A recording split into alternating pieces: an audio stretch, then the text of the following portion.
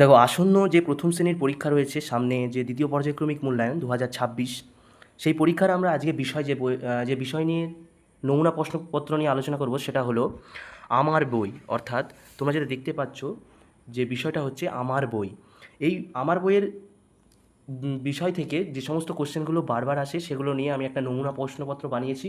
যারা প্রথম শ্রেণীর শিক্ষার্থীরা রয়েছে তারা অবশ্যই ভিডিওটি দেখো, এবং তাদের গার্জেনগুলো যদি ভিডিওটা দেখো এবং তাদের কাছে শেয়ার করো জিনিসটা, তারা যাতে পরীক্ষায় অ্যান্সারগুলো করতে পারে। চলো শুরু করছি আজকের কোশ্চেন। দেখো, প্রথমে যে কোশ্চেনগুলো রেখেছে সেগুলো হচ্ছে তোমার এমসিকিউ কোশ্চেন।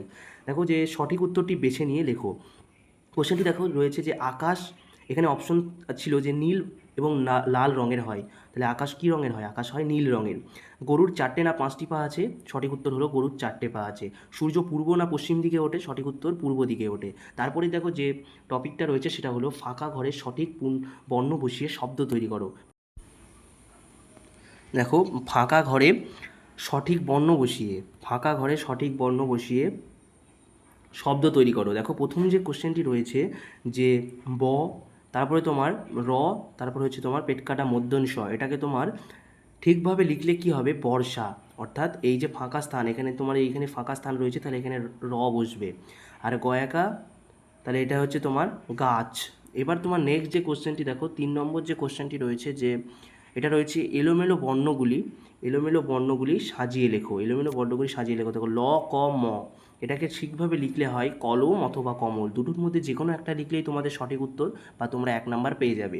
এবার দেখো, খ যে কোশ্চেনটি রয়েছে, যে বয়াকা বয়াকা, এটা কি মানে? এটা হবে তোমার বাবা। ঠিক আছে।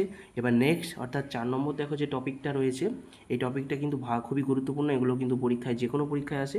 যে দেখো, নিচের যে কোনো দুটি বিষয়ে, একটা বিষয়ে দুটি বাক্য লেখো। একটা কোশ্চেন ছিল আমার মা, আর একটা ছিল একটা পাখি, দুটোর মধ্যে যে কোনো একটা লিখতে হবে। দেখো, আমার মাকে যদি আমি লিখি দুটো বাক্য, তাহলে একটা লিখেছি দেখো, আমার মা খুব ভালো এবং তিনি প্রতিদিন আমাকে পড়াশোনা করান। নেক্সট দেখো যেটা রয়েছে, যে একটা পাখি, একটা পাখিতে দেখো ভালো করে দেখবে, যে একটা পাখিতে, পাখি যে দুটো বাক্য লিখতে বলেছে, সেটা হচ্ছে 1 নম্বর, পাখি আকাশে ওড়ে, গাছের ডালে পাখি বাসা বাঁধে। এবার চলো নেক্সট আমরা দেখছি যে ইংরাজি উত্তরমালা, অর্থাৎ কলম এর সাথে কলম বি মেলাতে হবে। সে আমি উত্তরটা এখানে তোমাদের দিয়েছি, তোমরা দেখে নাও, এটা দেখলেই তোমরা বুঝতে পারবে কেমন ছিল। দেখো, অ্যাপেলের সাথে কি মিলবে? ফ্রুট, ফ্রুট হচ্ছে একটা অ্যাপেল, এবং অ্যানিমেল, একটা কাউ হচ্ছে কি? একটা কাউ হচ্ছে একটা অ্যানিমেল, তাই কাউর সাথে অ্যানিমেল মিক্স হয়েছে।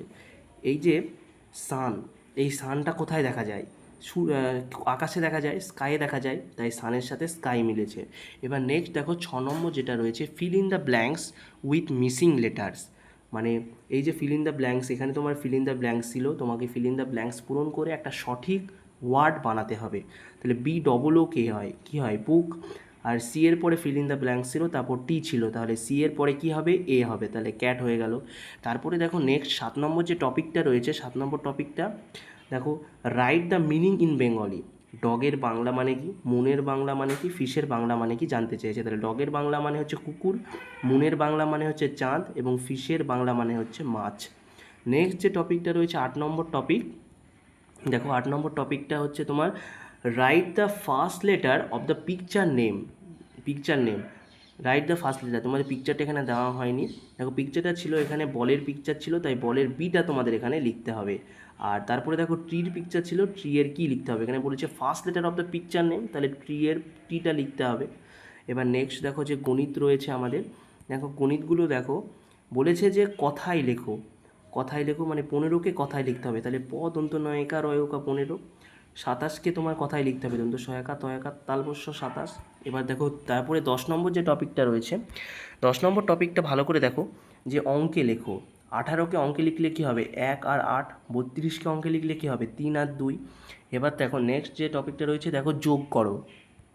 যোগ করে কত? 5 আর 3 যোগ করলে কত হয়? 8 হয়। 5, একটা দুটো তিনটে চারটে 5টা দাগ টানলে প্রথমে, তারপরে 3টে দাগ টানলে 5 আর 3টে দাগ মিলিয়ে 8 হবে। তারপরে 12 আর 4 যোগ করলে এটাও সেই সেমভাবে করবে, 16 হয়। নেক্সট দেখো, বিয়োগ করো বলেছে, বিয়োগ 8 থেকে 3 বাদ দিলে 5 হয়, 15 থেকে 6 বাদ দিলে কত হয়? 9 হয়। এবার দেখো যেটা রয়েছে, যে ছোট থেকে বড় সাজাও, লাস্ট কোশ্চেন, 30 নম্বর কোশ্চেনের লাস্ট কোশ্চেন, অর্থাৎ 30 মার্কসের লাস্ট কোশ্চেন।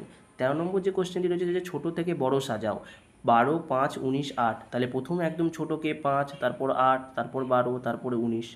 দেখো আজকের ভিডিও কিন্তু ছিল এই পর্যন্তই। আজকের ভিডিও আমি যেটা আলোচনা করলাম দ্বিতীয় পর্যায়িক মূল্যায়ন 2026-এর উত্তরপত্র নমুনা প্রশ্নপত্রের শ্রেণী প্রথম এবং বিষয় ছিল আমার বই। এরকম ভিডিও পেতে অবশ্যই চ্যানেলটিকে ফলো করো এবং যারা ইউটিউব থেকে দেখছো তারা চ্যানেলটিকে সাবস্ক্রাইব করে পাশে থেকো। আজকের ভিডিও এই পর্যন্তই, সকলকে ধন্যবাদ।